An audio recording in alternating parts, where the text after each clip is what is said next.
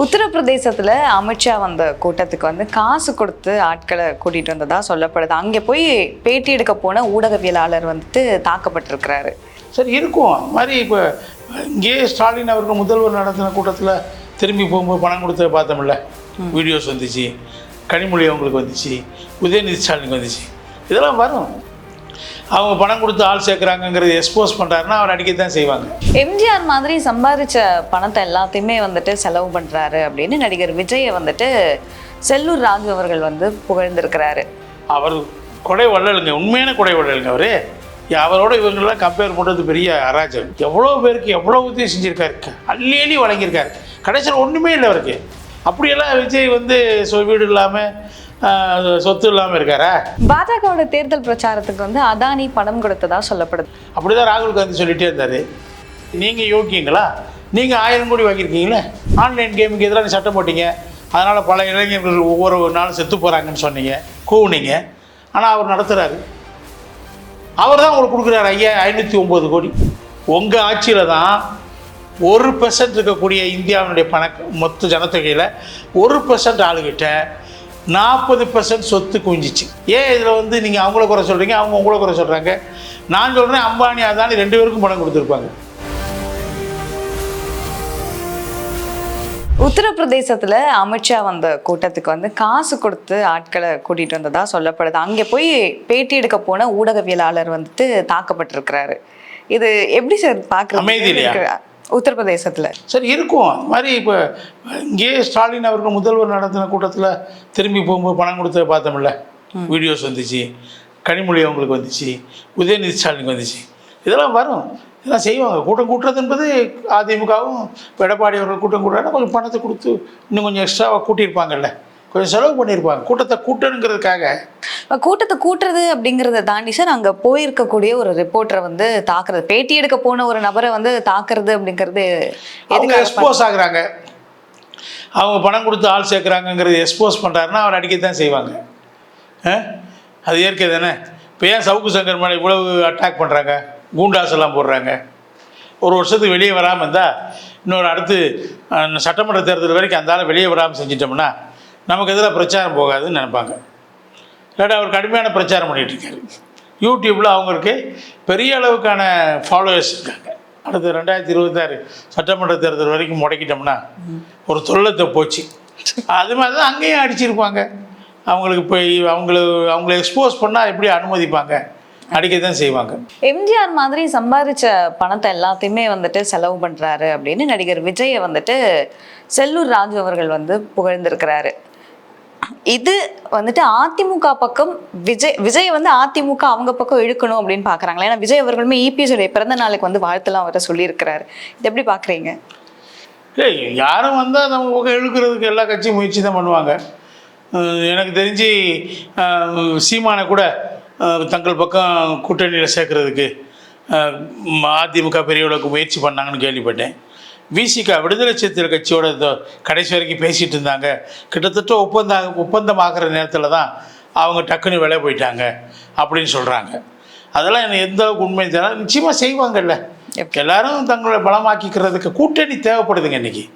இப்போ திமுக இவ்வளோ பெரிய கூட்டணி வச்சுட்டு 12 கட்சி கூட்டணி, தனியாக நின்னா ஜெயிச்சிட முடியுமா? கஷ்டம். 2011 தனியாக நின்னாங்க, காங்கிரஸ் தனியாக, அவங்க தனியாக நின்னாங்க. எதிர்கட்சியாக கூட வர முடியலையே. ரஜினிகாந்த் என்னங்க சொன்னார், நாங்கள் உள்ள கல ஆய்வு நடத்தி பார்த்தோம், உள்ளரங்கத்தில் எங்களுக்கு 12% தான் வாக்கு கிடைக்குன்னு சொன்னாங்க. 15% கிடைச்சா கூட நான் எப்படி ஆட்சியை பிடிக்க முடியும், நான் எப்படி முதல்வராக முடியும்? அதுக்கு இன்னும் எத்தனை வருஷம் காத்துருக்கணும்? ஆட்சி பிடிக்கணும், 35% குறைஞ்சது பிடிக்கணும்.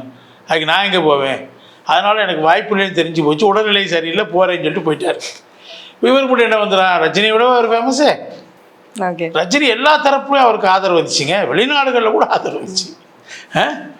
அவங்களுக்கு வாக்கு இல்லைங்கிறது வேறு விஷயம், அங்கே கூட ஆதரவு வந்துச்சு. ஆனால் இவருக்கு அப்படி ஆதரவு இருக்குதா? இவரால் எப்படி அவரோட கூட வாக்கு வாங்கிட முடியும், முதல்வராகிட முடியும்? இதெல்லாம் பகல் கனவு. இன்னொன்று எம்ஜிஆரோட கம்பேர் பண்ணி யாரோ பேசியிருக்கா சொன்னீங்க, அது ரொம்ப அராஜகம். எம்ஜிஆர் என்னங்க, அவர் எந்த காலத்தில் கட்சியில் எத்தனை வருஷமாக கட்சியில் இருந்தார், எந்த பதவியும் இல்லாமல் திமுகவில் 1952 போய் சேர்ந்தார். சேர்ந்து அன்னையிலேருந்து அவர் சூப்பர் ஸ்டார் சினிமாவில். அவர் படமெல்லாம் வெள்ளி விழா படங்கள் தான் எல்லாமே. கோடிக்கணக்காக சம்பாதிச்சார் அந்த காலத்திலேயே. அதாவது அந்த தமிழ் இண்டஸ்ட்ரியில் இன்வெஸ்ட் பண்ணுற பணத்தில் பாதி எம்ஜிஆருக்கு போகுதுன்னு சொல்லுவாங்க. அப்பயே பாதி எம்ஜிஆர் படங்களுக்கு போகுதுன்னு சொல்லுவாங்க. ஓகே. அதில் வந்து அவருக்கு எவ்வளோ பணம், அவ்வளோத்தையும் அவர் வாரி இறைச்சாருங்க. இவர் எங்கே கொடுத்தாரு, யாருக்கு கொடுத்தாரு? ஏதோ நோட்டு புஸ்தகம் கொடுக்குறாருன்னு வரும், முதல் மாணவனுக்கு ஏதோ சின்ன பரிசு கொடுக்குறாருன்னு வரும். அவர் அப்படியா? அவர் கொடை வள்ளலுங்க, உண்மையான கொடை வள்ளலுங்க அவர். அவரோட இவங்களெலாம் கம்பேர் பண்ணுறது பெரிய அராஜகம். எல்லாம் பூரா பணம் சேர்த்து வச்சுருக்கிறாங்க, கோடி கோடியாக சொத்து சேர்த்து வச்சுருக்காங்க இவங்க.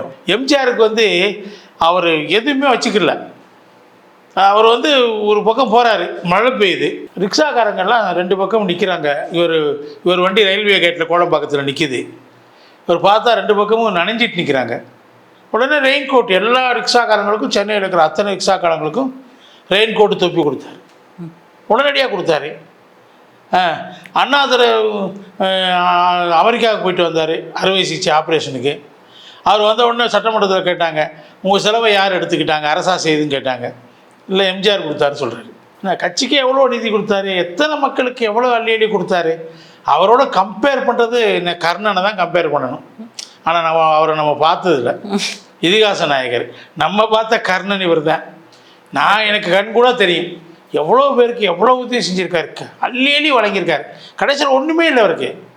அவர் போகும்போது ஒன்றுமே இல்லைங்க. அப்படி ஒன்றுமே இல்லாமல் இருந்ததையும் கூட கல்லூரிக்கு, இது அனாதை ஆசிரமங்களுக்கு, குருடர் பள்ளிக்கு அப்படி தான் எழுதி வச்சுட்டு போயிட்டார். என்ன சொத்து இருந்துச்சு? ஒன்றுமே பெருசாக இல்லையே அவருக்கு. அப்படியெல்லாம் விஜய் வந்து வீடு இல்லாமல் சொத்து இல்லாமல் இருக்காரா? ஏன்னா அதெல்லாம் இவங்க அந்த மாதிரிலாம் பேசக்கூடாது. எம்ஜிஆரோட யாரையும் கம்பேர் பண்ணி பேசினா அது அராஜகம். ஓகே. உத்தவ் தாக்கரே அவர்கள் சொல்லியிருக்கிறாரு, மோடி மறுபடியும் ஜெயிச்சு வந்தாருன்னா நாடு வந்து கருப்பு நாடாக மாறிடும் அப்படின்னு.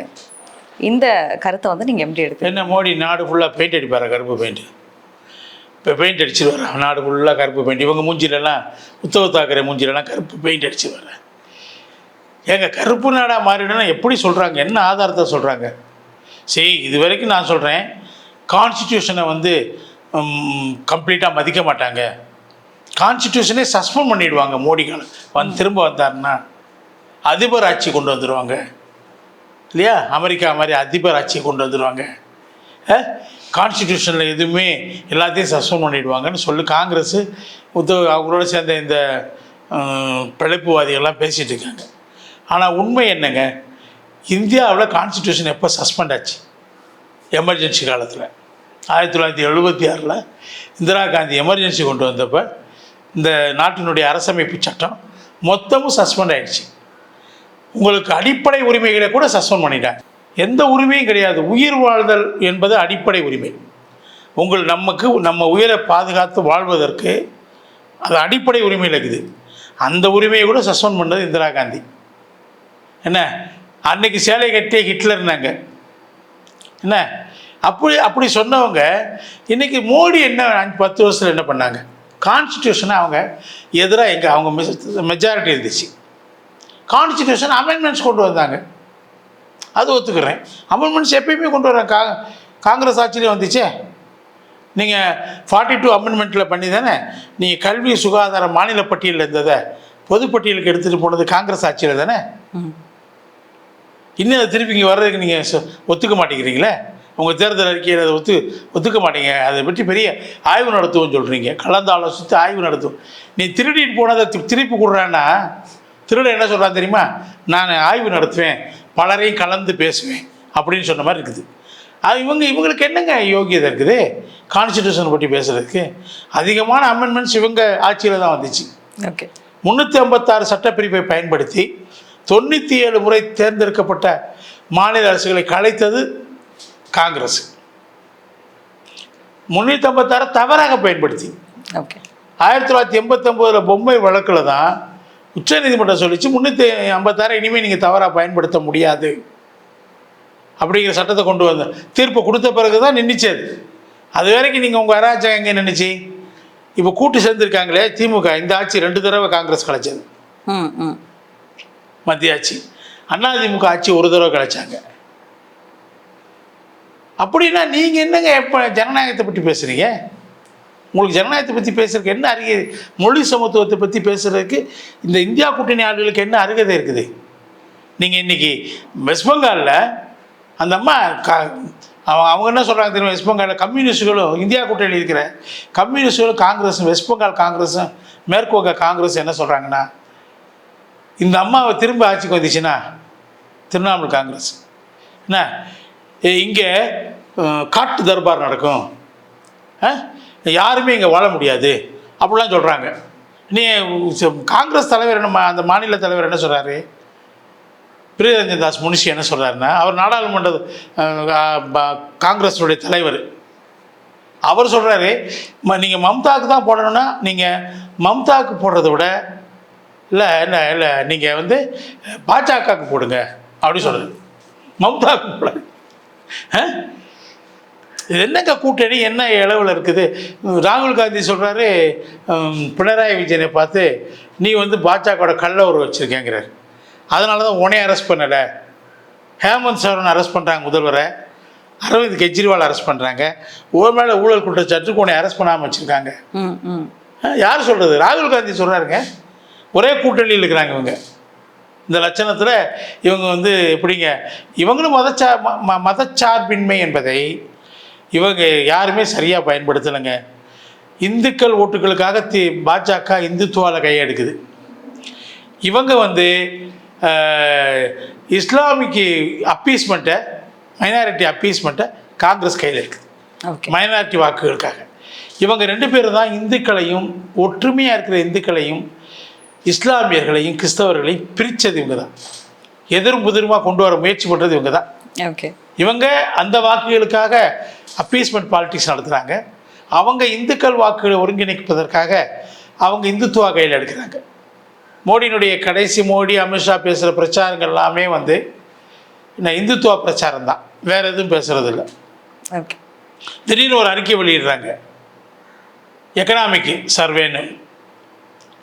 அதில் என்ன சொல்கிறாங்க, 1951 இந்துக்களுடைய வாக்கு இது ஜனத்தொகை இந்தியாவில் 8.7% குறைஞ்சி போச்சு. இஸ்லாமியர்கள் வாக்கு 42.6% கூடிடுச்சு. அவங்க ஜனத்தொகை ஒரு காலத்தில் போனால் இது இஸ்லாமிய நாடாக மாறிடும் அப்படி ஒரு பிரச்சாரத்தை கிளப்புறாங்க. இந்த ஆய்வறிக்கை இவங்களே பிரதமருடைய அலுவலகத்திலேருந்து ஒரு குரூப்பை ஃபார்ம் பண்ணுறாங்க. பொதுவான ஆட்களை வைக்கல. அதில் 2011 பின்னாடி சென்சஸ் எடுக்கல, 2021 சென்சஸை கொரோனாக்கா தள்ளி போச்சு, இன்னும் எடுக்க மாட்டேங்கிறாங்க, டேட்டையும் சொல்ல மாட்டேங்கிறாங்க. சார், இவ்வளோ பிரச்சனைகள் இப்போது நடக்குது அப்படின்னு சொல்கிற பட்சத்தில் வானதி ஸ்ரீனிவாசன் என்ன சொல்கிறாங்க, 400 தொகுதிகளுக்கு மேலே வந்து கண்டிப்பாக மோடி வெற்றி பெறுவார் அப்படின்னு சொல்கிறாங்க. இது சாத்தியமா? இல்லை, 400 தொகுதிக்கு மேலே என்டிஏ ஜெயிக்கும், 370 தொகுதி மோடி ஜெயிப்பார்னு தான் சொல்கிறாங்க அவங்கள. இவங்க மொத்தமே மோடியே 400ங்கிறாங்களா? ஸோ ஒரேடியாக சொல்லிட வேண்டியதானே. 500 நான் எவ்வளோ தொகுதி இருக்குது, 532 அதை நான் மொத்தம் நாங்கள் தான் ஜெயிக்க போகிறோம் சொல்லிட வேண்டியதானே. மற்றவங்களாம் 0ன்னு சொல்ல வேண்டியதானே. எப்படி வேணா சொல்லலாங்க. இப்போ இந்தியா கூட்டணி எவ்வளோ தைரியமாக சொல்கிறாங்க நாங்கள் ஆட்சிக்கு வருவோம்னு சொல்லி. என்ன அதில் கொஞ்சம் ஒரு பாதி துணிச்சலாவது வானதிக்கு இருக்காதா? அந்த அம்மாவுக்கு இருக்கட்டும், அவங்களும் சொல்லிட்டு போட்டோம். மக்கள் தானே தீர்மானிக்க போகிறாங்க. கரெக்டாக. பாஜகவோட தேர்தல் பிரச்சாரத்துக்கு வந்து அதானி பணம் கொடுத்ததா சொல்லப்படுது, உண்மையா? அப்படிதான் ராகுல் காந்தி சொல்லிகிட்டே இருந்தார். அதானி அம்பானி வந்து இவங்களுக்கு முதல்ல ஒரு 5 பேரை சொன்னார் முதலாளிகள், இந்திய முதலாளிகளை. கொஞ்சம் ஒரு கட்டத்துக்கு மேலே அந்த 3 பேரை விட்டுட்டார். அந்த 3 பேர் இவங்க பக்கம் போயிட்டாங்களே என்னமோ தெரியல. பிறகு அதானி அம்பானி மட்டும் சொல்லிகிட்டே இருந்தார். ஆனால் அதே அதானிக்கு இவங்க உத்தரப்பிரதேசத்தில், சரி ராஜஸ்தானில் 70,000 கோடியில் ஒரு போர்ட் கட்டுறதுக்கு லைசன்ஸ் கொடுக்குறாங்க. அந்நிய மூலதனத்தில் வரும்போது, அந்நிய மூலதனத்தை வரவேற்கிற அந்த மாநாடு நடத்தும்போது அதானியுடைய 40,000 கோடிக்கு தமிழக அரசு ஏற்றுக்கிருச்சு, திமுக அரசு. அதுக்கு அவங்களுக்கு இங்கே தொழில் நடத்த 40,000 கோடிக்கு அனுமதி கொடுத்துருக்காங்களே. நீங்கள் அவரை வளர்க்குறீங்க, பாஜகவில் நீங்கள் எங்கே வளர்க்குறீங்க? விழுங்கியம் துறைமுகத்தை கட்டுறது அதில் கான்ட்ராக்டு வந்து மார்க்சிஸ்ட் அரசு யார் கொடுத்துச்சு? அதானிக்கு தான் கொடுக்குறாங்க. அதானியால் தான் இங்கே செய்ய முடியுது, கொடுக்குறாங்க. துறைமுகங்கள், ஏர்போர்ட்ஸ்னால் அவர் எக்ஸ்பர்ட், அதில் எக்ஸ்பர்டைஸ் இருக்குது. அவங்களுக்கு சொந்த பணம் கிடையாதுங்க. இப்போ அதானி, அம்பானி இவங்கெல்லாம் அவங்களுக்கு என்ன இருக்குன்னா, ஷேர் மார்க்கெட்டில் லிமிடெட் கம்பெனிஸ் போடுறாங்க. மக்கள் அவங்கள நம்புகிறாங்க, ஷேரை போடுறாங்க, வாங்குறாங்க. இங்கே புரியுது.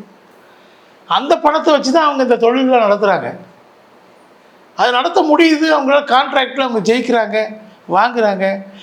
உடனே இவங்க வந்து அதானி அம்பானியை வந்து பாஜகவுக்கு பணம் கொடுக்குன்னு சொன்னாங்க. அந்த எலக்ட்ரோரல் பாண்ட் விஷயத்தில் அதானி அம்பானி விட்ட வாங்கலை, வேறு மற்றவங்கள்ட்ட தான் வாங்கியிருக்காங்க. அப்போ அதானி அம்பானிகிட்ட வாங்குறது வந்து ஒருவேளை கணக்கில் வராத பணமாக இருக்கலாம், நமக்கு தெரியாது. அவங்ககிட்ட எலக்ட்ரோரல் பாண்டில் ஒரு பைசாவோட வாங்கலை. எலக்ட்ரோரல் பாண்டில் அவங்க 12,000 யார்கிட்ட வாங்க, 12,000 கோடி யார்கிட்ட வாங்கினாங்க? சில வேலை மிரட்டி கொஞ்சம் பெரிய பணக்காரங்க தான், இண்டஸ்ட்ரியலிஸ்ட் தான், மிரட்டி ரேடெல்லாம் படுத்தி வாங்கிட்டாங்க. சரி, நீங்கள் யோக்கியங்களா? நீங்கள் 1000 கோடி வாங்கியிருக்கீங்களே, திமுக யோக்கியமா? 670 கோடி வாங்கியிருக்காங்களே. மொத்தத்தில் எல்லாருமே ஒரு மாநில கட்சி 670 வாங்கினா அவன் 20 மாநிலத்தில் ஆட்சி செய்யக்கூடிய 12,000 வாங்குவான்ல, 8,000 கோடி 8,000 கோடி வாங்குவான்ல, அவனுக்கு கப்பாசிட்டி இருக்கும்ல. என்னங்க ஒன்று, இவங்க வாங்காமல் இருந்தால் கம்யூனிஸ்டுகள் வாங்க மறுத்துட்டாங்க, நாங்கள் தேர்தல் பாண்டு வாங்க மாட்டோம் சொல்லிட்டு. அதிமுக பெருசாக யார்ட்டையும் வாங்கலை. இந்த சிஎஸ்கே மட்டுமே, இது என்னது, இந்த தமிழ்நாட்டில் சென்னை டீம் இருக்குது, cricket team, IPL super Kings, அவங்க மட்டும்தான், அந்த இந்தியா சிமெண்ட்ஸ் மட்டும்தான் ஏதோ 300-400 கோடி கொடுத்துருக்குறாங்க. ஓகே, அதை வந்து ஏதோ அந்த ஃபெசிலிட்டிஸ் எல்லாம் பண்ணி கொடுத்துருக்காங்க இல்லையா, அவங்க அந்த மேட்ச் நடக்கிறதுக்கு பாதுகாப்புகள் அதெல்லாம் செக்யூரிட்டிலாம் அதுக்காக கொடுத்துருக்காங்க. அது கொஞ்சம் நியாயமாக இருக்குது. உங்களுக்கு இவன் கொடுக்குறானே, இவர் கொடுக்குறாரு, இந்த சாண்டியாகோ மார்டினுங்கிற சூதாட்டக்காரர் கொடுக்குறாரு, ஆன்லைன் கேமிங் நடத்துகிறார், அவர் லாட்ரி விற்கிறாரு. அது இல்லீகல் லாட்ரி, தமிழ்நாட்டிலையும் கேரளாவில் விற்கிறாரு. சிக்கிம்லேயும் பூட்டானில் லைசன்ஸ் வாங்கிட்டு அது ஆன்லைனில் அதிகமாக தமிழ்நாட்டிலையும் கேரளாவில் விற்கிறாரு. ஓகே, அவர் உங்களால் தடை பண்ண முடியுதா? ஆன்லைன் கேமுக்கு எதிராக சட்டம் போட்டிங்க, அதனால் பல இளைஞர்கள் ஒவ்வொரு நாளும் செத்து போகிறாங்கன்னு சொன்னீங்க, கூவுனீங்க. ஆனால் அவர் நடத்துகிறாரு, அவர் தான் உங்களுக்கு கொடுக்குறாரு 509 கோடி. அவர் நாங்கள் ஒன்றும் கேட்கல, அவராக கொடுத்தாரு, நாங்கள் ஒன்றும் கம்பல் பண்ணலை. கம்பல் பண்ணணும், ஏன் கொடுத்தான் அப்படின்னா வைத்தியக்காரனா அவர் கொடுக்குறதுக்கு உங்களுக்கு 509 கோடி எடுத்து தூக்கி. ஆனால் காங்கிரஸுக்கு 100 கோடி கொடுத்துருக்காரு அவர். ஓகே, பாஜகவுக்கு 1000க்கு மேலே கொடுத்துருக்காரு. அப்போ அவருக்கு தெரியுது யாரை கொடுக்கணும்னு, யார் கொடுக்கணும். நம்ம சூதாட்டத்தை தொடர்ந்து நடத்தணும்னா இவங்களுக்கெல்லாம் கொடுத்து வைப்போம், கேஸை தீவிரமாக நடத்தாமல் இருக்கட்டும் அப்படிங்கிற கூட இருக்கலாம். அவங்க லாட்ரி நடத்துறதுக்கு, லாட்ரி பேனிங் இருந்தப்போ, தமிழ்நாட்டில் தடை இருந்தப்போ, கருணாநிதி அவருடைய ஆட்சி காலத்தில் வீதிக்கு நகரங்கள் எல்லாத்துலேயுமே இந்த மார்ட்டின் வந்து ஒரு நம்பர் லாட்ரி நடத்தினார், இல்லீகலாக நடத்தினார். அதை அனுமதிச்சிங்க நீங்கள், அதனால தான் அவர் கொடுக்குறாரு உங்களுக்கு. சும்மா ஒன்றும் அவர் கொடுக்கல. 509 கோடி சும்மா அள்ளி உங்களுக்கு கொடுத்துருவார, மாமனா மச்சானா அள்ளி தர்றதுக்கு. அந்த அதானி அம்பானியெல்லாம் காங்கிரஸ் ஆட்சியிலையும் வளர்ந்தாங்க இல்லைங்க. பெருமுதலாளிகள் காங்கிரஸ் ஆட்சியில் வளரலையா? வளர்ந்தாங்கல்ல. நீங்கள் பொதுத்துறையை யார்கிட்ட விற்றீங்க? அவங்ககிட்ட தானே விற்றீங்க. நீங்கள் இருக்கும்போது இப்போ பொதுத்துறையை பாஜக விற்கிது, உண்மைதான். நீங்கள் டிஸ்இன்வெஸ்ட்மெண்ட் மினிஸ்ட்ரியை வச்சுருந்தீங்களே, பொதுத்துறையை விற்கிறதுக்காக ஒரு அமைச்சகத்தை என்ன யூபி ஆட்சியில் வச்சுருந்தாங்க. ஓகே, அப்போ நீங்கள் கூவி விற்றீங்களே பொதுத்துறையை. பொதுத்துறை நஷ்டத்தில் ஓடுற வரைக்கும் அதை எவனுமே சீண்டலை. பொதுத்துறை நிறுவனங்கள் லாபம் ஈட்ட ஆரம்பித்தோன்னா அது எல்லாத்தையும் நீங்கள் இந்த நாட்டு பணக்காரங்களுக்கு அள்ளி கொடுத்தீங்க. உங்கள் ஆட்சியில் தான் 1% இருக்கக்கூடிய இந்தியாவினுடைய மொத்த ஜனத்தொகையில் 1% ஆளுகிட்ட 40% சொத்து குவிஞ்சிச்சு. காங்கிரஸ் ஆட்சியில் தான் 40% அவங்ககிட்ட இருக்குது. மற்றும் 50% சாதாரண ஜனங்க மத்தியில் 3% தான் இருக்குது. அப்போ யார்? உங்கள் ஆட்சியில் தானே.